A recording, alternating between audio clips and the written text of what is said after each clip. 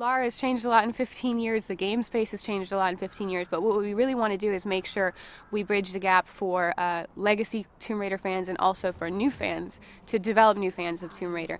The key differences in the game, obviously, is that it's an origin story. It's a young Lara, it's her first adventure. She's untested and unsure and somewhat new to this space.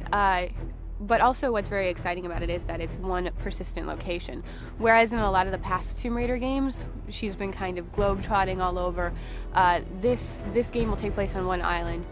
There's a lot of diversity in the settings though, which is great. You'll get to see a lot of different environments, a lot of different settings on the island. But it gives us a chance to really flesh out Lara's own character development and growth by having her in this one plight, in this one situation, rather than jet-setting all over the world. So that's one thing that we're very excited about. We're still keeping the core Tomb Raider pillars, which are going to be exploration and traversal, the puzzle-solving elements, and the combat, but what we're doing is we're taking a look at them through a lens of survival. So we're looking at combat and we're saying, how can we make this feel like a desperate situation and feel like it's a necessity of survival? We're looking at traversal and exploration through that lens of survival.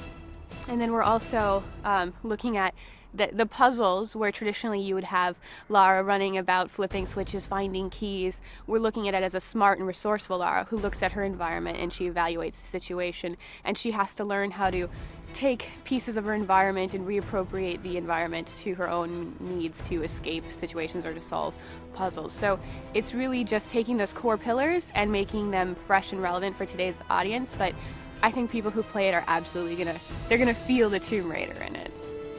I found a truth.